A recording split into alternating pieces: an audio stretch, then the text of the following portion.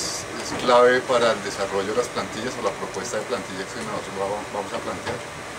Pues tanto la charla y los talleres que tuvimos el día miércoles, y coincidió pues, digamos que esta charla es precisamente para el desarrollo de esas plantillas que tenemos propuestas. Entonces, muchas gracias a Juan. Bueno, lo que les comenté la vez pasada es que en realidad digamos que pues la profesión como título, como tal que es arquitecto de información. Realmente en esto es que trabajo más de fondo. Y casi que lo que vimos pues hace 2 días era como una introducción a un concepto de usabilidad, y también les hablé un poquito de experiencia de usuario. Les dije que en el fondo pensaran que usabilidad era solo un pedacito de lo que hacía que realmente uno pudiera tener un proyecto digital, digamos, exitoso, y que hay muchas más facetas y muchas más cosas que contemplar. De hecho, todos los errores que vimos, lo que yo les decía, es como que están muy en la superficie. O sea, son errores que están como una capa superficial del diseño, pero que difícilmente, no sé, uno en un análisis heurístico difícilmente nota como errores más estructurales o ya de tipo estratégico. Entonces aquí es donde vamos a ver cómo yo llego a esas bases, cómo es que realmente empiezo a plantear las bases sólidas en un proyecto web. Esto es algo que yo vengo, de lo que vengo charlando por lo menos hace 2 años y medio, y como que no me canso de ponerlo siempre como introducción al tema arquitectura de información. Y es que para mí la pregunta clave es en quién se centra el diseño. Por lo menos yo aquí en Colombia, en la mayoría de casos, he visto, bueno, en general también, en muchas otras partes del mundo pasa, hay como 3 enfoques de diseño. Entonces, por ejemplo, un primer enfoque que existiría es de este tipo, donde la persona que hace el diseño diría algo así como: hemos logrado un diseño realmente innovador. Es una tendencia a pensar que realmente, no sé, sobre todo en las agencias, la responsabilidad del diseño queda en manos de un diseñador gráfico, de un creativo. Entonces el creativo generalmente tiende a pensar que entre más loco sea el diseño, entre más salido de lo normal sea, pues va a ser más creativo y por tanto va a ser mejor. Y el concepto de innovación en el sentido de, no sé, como que es feo tratar de ser como los otros portales, entonces tengo que ser lo más diferente posible. Pero como les comentaba la vez pasada, hay de alguna forma una línea que uno debe respetar, hay una cantidad de estándares que ya están dados que uno debería conocer. Y entonces surgen este tipo de diseños donde tratan como de reinventarse la rueda. De hecho, este era el sitio de turismo de Colombia en el 2008. Se llamaba Turismo Colombia y tenía cosas interesantísimas, como que cuando uno entraba desaparecía todo el marco del navegador, porque al diseñador le pareció que eso, o sea, que se vieran los botones del navegador era como muy feo, ¿no? Entonces solo se veía una ventana, y después empezaron a surgir problemas de usabilidad, como que la gente no encontraba el botón atrás, que como les dije es el botón más utilizado del navegador. Entonces él empezó a diseñar sus propios botones, como lo vemos acá, diseñó sus propias barras de navegación, hizo un portal pues como con una propuesta de ilustración quizá muy bien lograda desde el punto de vista del dibujo, y quizá un amigo o un compañero de él lo habría felicitado, pero pues uno no diseña para diseñadores sino para usuarios. Entonces quiero que veamos esta prueba de usuario que se hizo en el portal de turismo de ese entonces. El participante es un italiano y, como les decía la vez pasada, uno prueba con los usuarios que van a utilizar realmente el sitio, y en el caso del portal de turismo lo ideal era probar con un extranjero. Entonces vamos a ver cómo salió la prueba.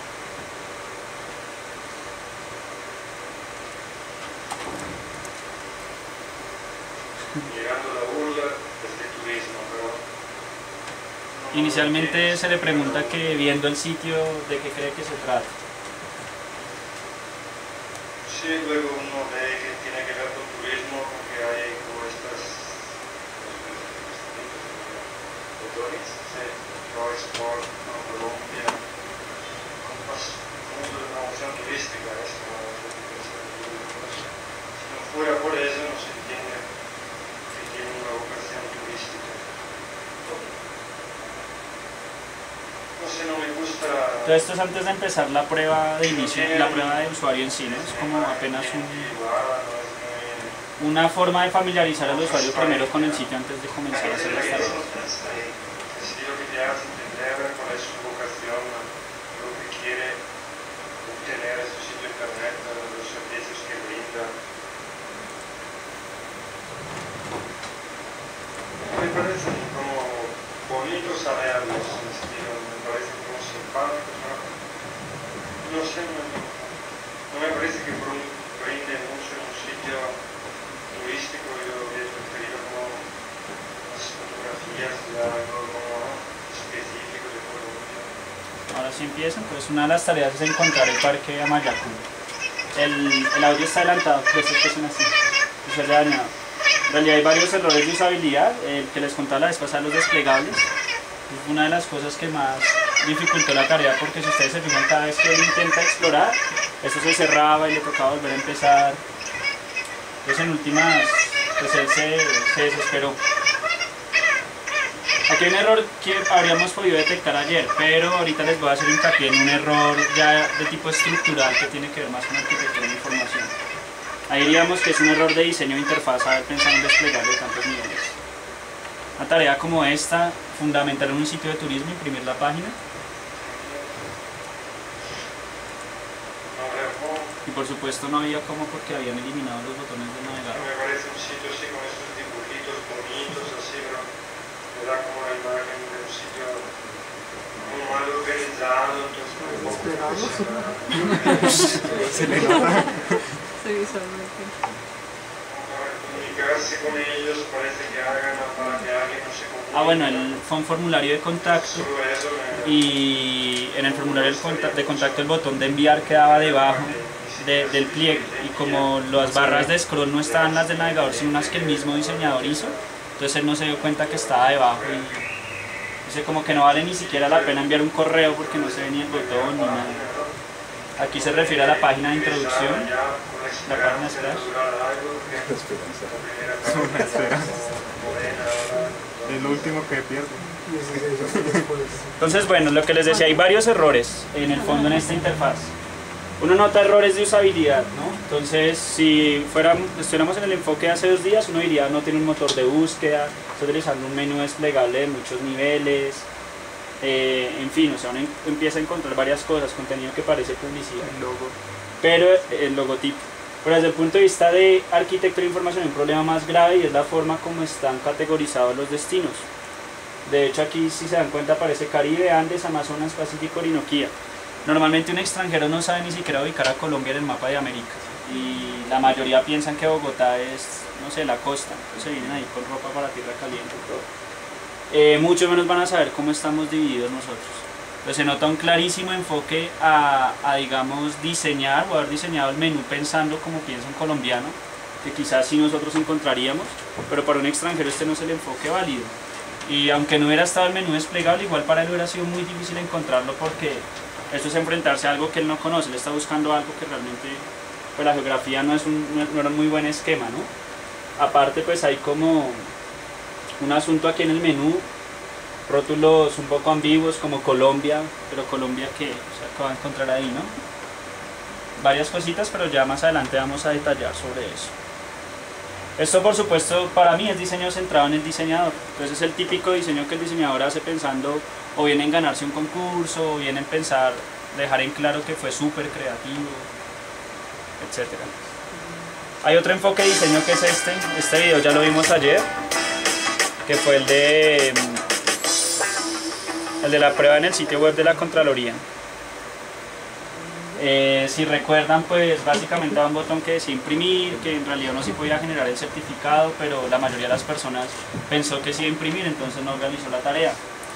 En este tipo de enfoque generalmente el desarrollador podría decir algo como esto, o sea, la parte funcional está bien y cumplimos con los casos de uso, en el sentido de que particularmente la forma como se suele especificar un software a veces es insuficiente para especificar algo como un sitio web. Entonces yo por ejemplo puedo armar el caso de uso y decir, no sé, caso de uso, que el usuario pueda generar el certificado en PDF.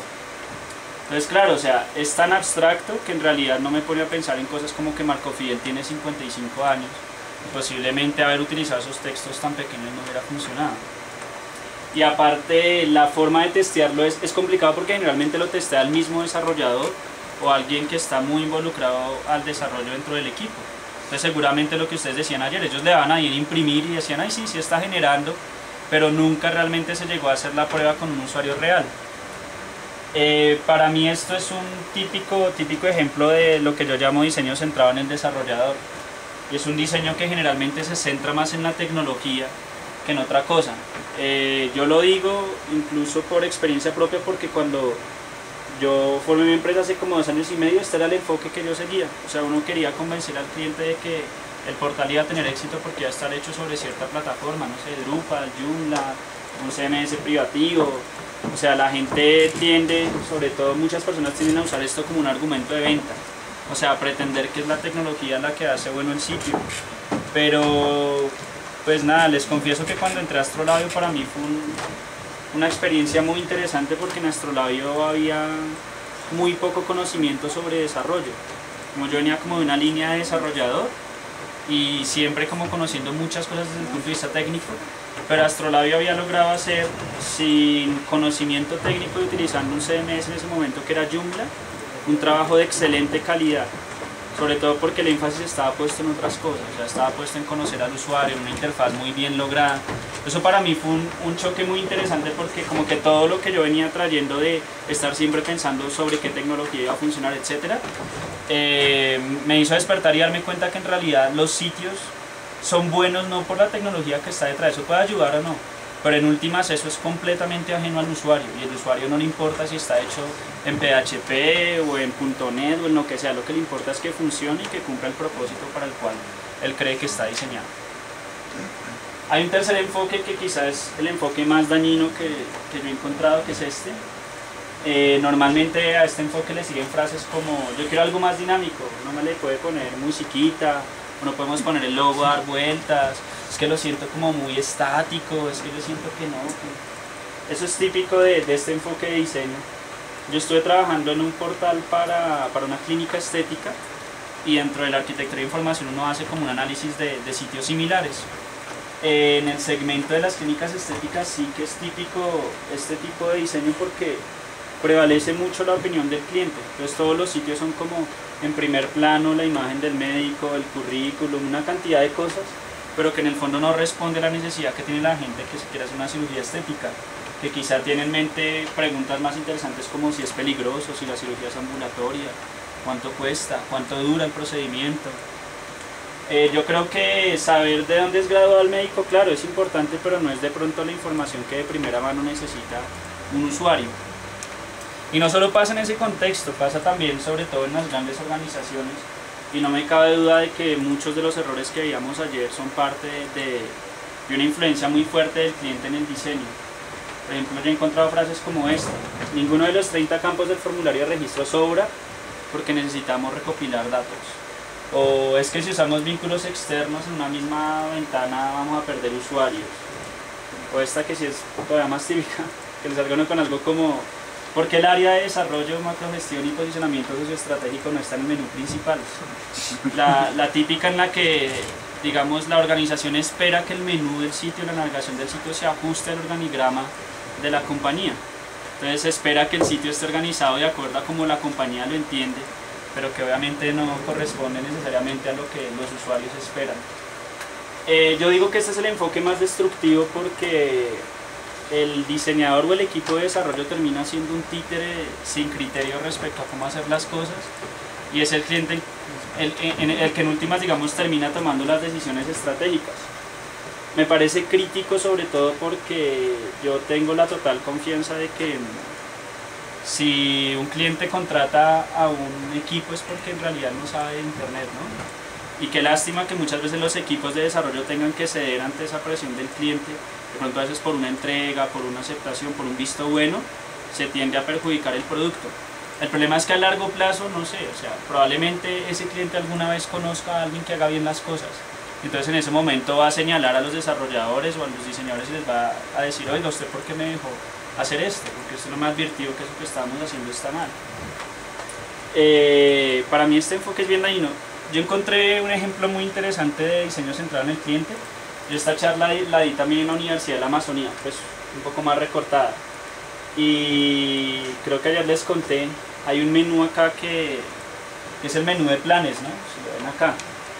Entonces yo le pregunté en ese momento al auditorio que qué se imaginaban que iba a haber dentro del menú de planes. ¿Ustedes qué se imaginan? sí, de ¿Cuál forma es el natural. futuro de la universidad? No creo. No, mentira, no, en ese momento todo el mundo me respondió qué planes de estudio. Fue lo que todo el mundo respondió en ese momento. En realidad podría ser cualquier cosa, porque es que planes es una palabra muy ambigua. Pero pues cuando uno hacía clic realmente iba a las políticas, planes, programas y proyectos institucionales, y algo así como la planeación estratégica. Entonces, nuevamente, no sé, ¿por qué aparece algo así ahí? Cuando quizá el mayor público de ese sitio web son estudiantes. Y eso es una información tan concreta para el personal administrativo de la universidad. Entonces es evidente que hay un enfoque de diseño muy pensado hacia la organización, muy pensado hacia adentro. Mi conclusión grandísima después de todo eso es que el cliente no siempre tiene la razón. Si realmente la tuviera, pues él no necesitaría un equipo que lo asesore, sino que él mismo podría llevar a cabo el producto. Entonces casi siempre yo aprovecho para hacer una invitación a que realmente uno como profesional tenga la responsabilidad del criterio de investigar y de tratar de defender las ideas que uno cree que están bien. Entonces, yo no estoy diciendo que ser impositivo, sino entender que el cliente tiene un desconocimiento y que yo tengo que armarme de argumentos para poderle demostrar cuál es la mejor solución. Pero no ser como a la entrega y decir, oiga, sí, hagamos lo que él dice, pongamos la foto de él en la página principal para que rápido acepte y ya salgamos de eso. Después de esos tres enfoques, como que es los que yo he visto a lo largo de lo que he podido encontrar en internet, está para mí un enfoque que es quizá uno de los enfoques más válidos, y no lo digo yo, sino que lo demuestran pues como muchos sitios exitosos. Si ustedes leen las directrices de usabilidad, hay unos casos de éxito de cómo un sitio que está centrado en los usuarios, en cifras, puede llegar a ser mejor. El diseño centrado en el usuario, DCU, que no es nada nuevo, realmente es una metodología de la que se viene hablando alrededor del 2002 probablemente. E incluso, como les decía, no en web, sino ya a nivel de diseño industrial. El primer libro que yo sé que usó este nombre es del 89. Entonces no es algo nuevo. Básicamente era lo que les decía ayer, es poner al usuario en el centro de cualquier decisión de diseño. No significa preguntarle al usuario qué quiere o qué no y qué es el usuario el que diseña, porque el diseñador tiene la responsabilidad de diseñar, valga la redundancia. Es más bien yo creo que una cuestión de equilibrio, o sea, es entender, como les decía ayer, que hay por un lado una organización que quiere alcanzar ciertos objetivos, pero que también dentro de esos objetivos van a estar involucrados unos usuarios que tienen ciertas motivaciones, cierto contexto, una cantidad de características muy particulares. Entonces no es que el usuario va a diseñar, porque él tampoco es diseñador, sino que yo pienso en el usuario en cada una de las etapas del proceso de diseño, lo estoy involucrando, estoy probando con él, estoy investigando con él. Más que usuario me gusta el concepto de persona, porque este concepto de usuario también suele quedar muy en el aire la mayoría de veces. Yo creo que por lo menos en el enfoque de la ingeniería de sistemas y el desarrollo de software, siempre se piensa mucho en el usuario, se habla de usuario, pero el hecho de no pensar que en realidad es una persona, lo que les decía, que probablemente ese usuario, no sé, en el caso de la Universidad de la Amazonía podrían ser personas que ni siquiera tengan acceso a internet en su casa, que tengan que pagar por ese tiempo en un café internet, en unas máquinas con unas ciertas características. O sea, es bajarnos un poquito como ese esquema de usuario y pensar más bien en seres humanos, con rostro propio, con una cantidad de necesidades y de motivaciones, también ayuda a que el diseño pues funcione mejor. Y es donde viene la pregunta más importante que uno se haría, y es ¿qué es lo que hace realmente bueno un sitio web? O sea, un sitio es bueno por su diseño, un sitio es bueno por la tecnología que está detrás, un sitio es bueno por el contenido. ¿Qué podría ser? No sé, ¿qué se les ocurre a ustedes? Todo combinado, Un equilibrio entre que todo está equilibrado. Ayer les mostré un enfoque que fue el de este panel, que es el panel de Morbid.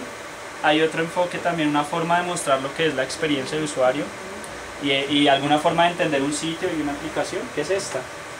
Esta es un esquema que planteó un arquitecto de información en el año 2000, un arquitecto que se llama Jess James Garrett. Es interesante porque para él un producto digital, un sitio web, es una serie de capas.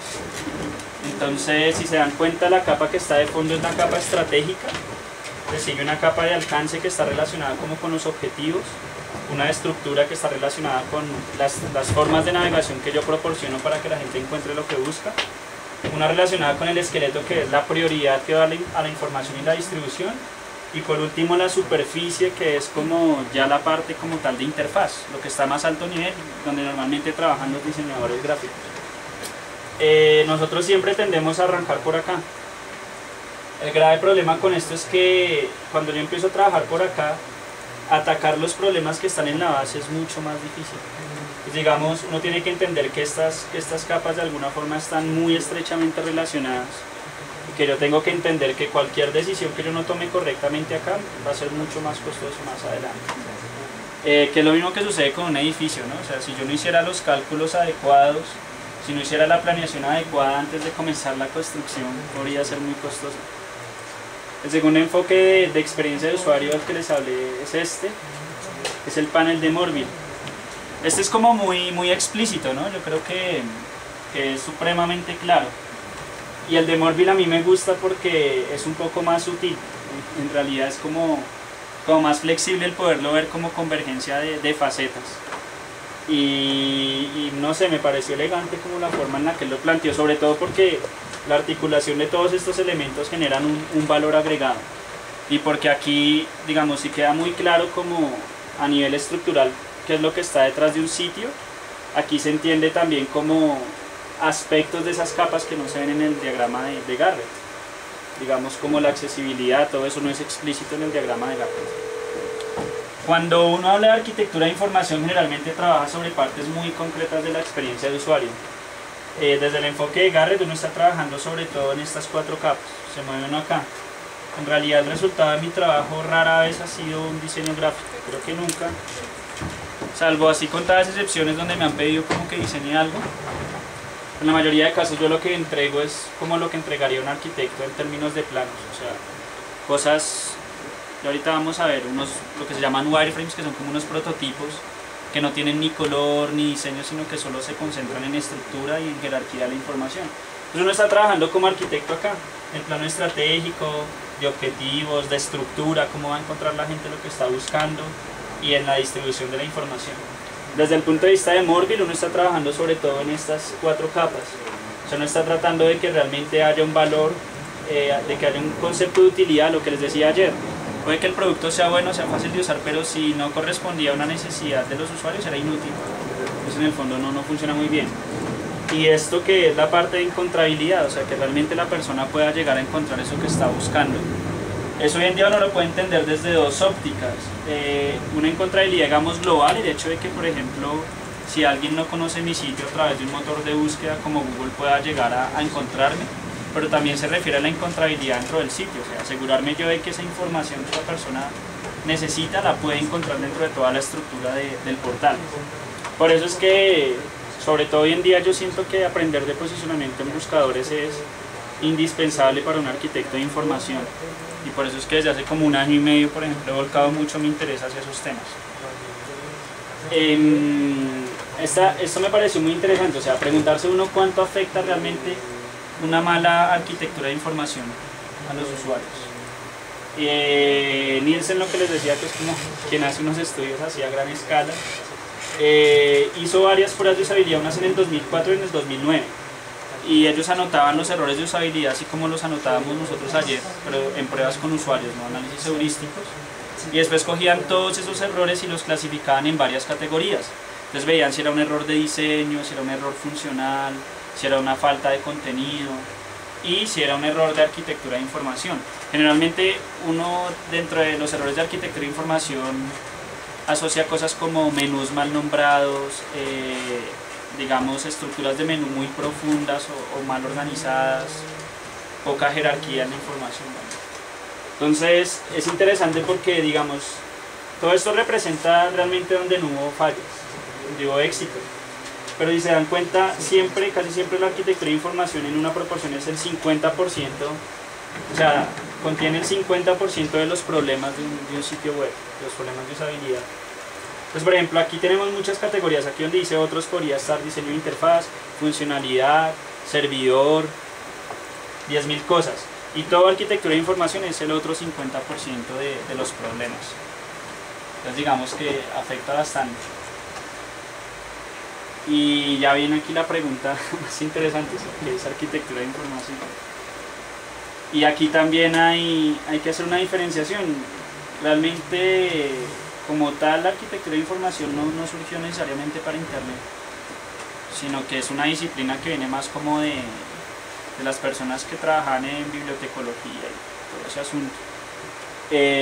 Ya por ahí como en el 98 se escribió un libro de arquitectura de información pensando en la web, y básicamente es ayudarle a las personas a encontrar su propio camino hacia lo que están buscando, y tiene muchas aplicaciones. Yo creería que un arquitecto de información estaría en la capacidad, por ejemplo, bueno, si no trabajara solo en web, de organizar un supermercado, por ejemplo.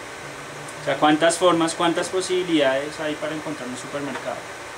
Y los principios de arquitectura de información y de la forma como normalmente los seres humanos tratamos de encontrar cosas, casi siempre se extienden por igual al mundo físico y a las interfaces digitales también. Miren que una forma como muy reducida de ver qué estrategias tenemos los seres humanos para encontrar cosas son dos. Una que es la búsqueda y otra que es la exploración.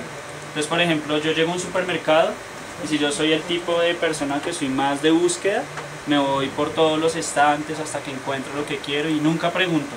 O sea, prefiero como explorar, prefiero como ir por mi cuenta y encontrar. Y habrá también quien tenga un enfoque más orientado a la búsqueda. Entonces, el tipo de persona que llega directo al almacén y le pregunta a un representante, oiga, ¿dónde encuentro, no sé, tornillos? O algo así por el estilo. Y a veces también, dependiendo de la necesidad, podemos elegir un camino u otro. O sea, podríamos llegar directo a preguntar, o capaz que si tenemos más tiempo hacemos una labor más explorativa. Lo mismo pasa en un sitio web. O sea, dependiendo de, no sé, la urgencia que tenga yo y el contexto donde esté, dependiendo del tipo de usuario que soy, puede que sea más explorativo, irme por todos los menús, estar explorando hasta que encuentre. O hay gente también que usa mucho el buscador interno. A mí me asombra muchísimo porque una de las cosas que más descuidan las personas en la etapa de desarrollo es el buscador interno. O sea, la gente cree que es como no sé, como algo que uno pone porque hay que ponerlo, pero muchísimas personas usan ese motor de búsqueda interno. Sobre todo todas esas personas que están más habituadas a buscar que estar explorando a través de toda la estructura de menús. Eso sin contar que cuando uno tiene un buscador interno puede aprender muchísimo de los usuarios. En el fondo, si yo reviso por ejemplo mis logs de búsqueda, voy a poder ver qué es lo que la gente más está buscando, con qué palabras lo está buscando, pensar, oiga, ¿será que eso que están buscando realmente lo están encontrando o no? Si yo veo que todos precisos en el buscador de la Unipanamericana están poniendo, no sé, plan de estudios, administración de empresas, ¿no? Entonces ahí se empieza a cuestionar, oiga, ¿será que esto sí lo están encontrando a través del buscador? Y empiezan a surgir una serie de ideas.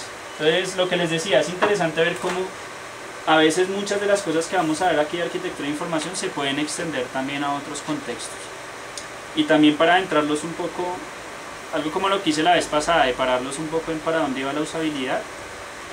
Hoy en día el papel del arquitecto de información se ha extendido mucho más allá del sitio web, en el sentido en que hoy son muchos los canales por los que yo interactúo con los usuarios.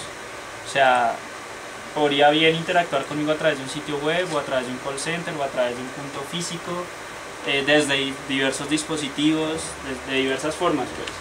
Entonces, este personaje que escribió como el primer libro de arquitectura de información, en una charla que dio en el último congreso de arquitectura de información, el tipo decía que el papel de la AI se había vuelto más como trazar puentes entre los distintos puntos de contacto que pueda tener un usuario para permitirle llegar a lo que estaba buscando. Entonces, por ejemplo, en el contexto de una aerolínea, el arquitecto quizá ya no se mueve tanto o solo en el ámbito de la web, sino que tiene que extenderse a tratar de que el servicio sea como muy consistente a lo largo de todos los puntos de contacto. O sea, que igual la gente pueda encontrar lo que necesita en el menú del contact center, que igual se esté hablando el mismo idioma en cada uno de los puntos de venta de etiquetas presenciales y en el sitio web. Entonces digamos que el campo se ha ido ampliando. Para resumirlo en pocas palabras, la arquitectura de información es una disciplina, no es un procedimiento, es una disciplina.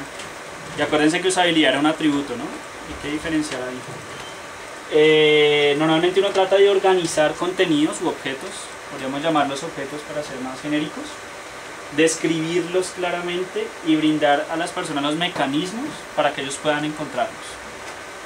Eso es básicamente arquitectura de información: organizar, describir para que la gente encuentre. Y pues eso tiene que ver mucho como con conocer cómo la gente va a tratar de encontrar esos elementos. Para mí es el arte de hacer la información fácil de encontrar, es simplemente eso. ¿Por qué es importante la arquitectura de información? Bueno, hay una frase de Nielsen interesantísima, casi que lo lleva a uno a pensar que la arquitectura de información juega un papel fundamental, porque él decía, o sea, en realidad si algo no se puede encontrar es como si no existiera. Entonces no importa qué tanto esfuerzo le hubiera puesto, por ejemplo, en hacer una excelente ficha de producto, en haber tomado la mejor fotografía, si en últimas el usuario nunca pudo llegar a encontrar eso. O sea, no importa cuánto se haya esmerado el que hizo el PDF,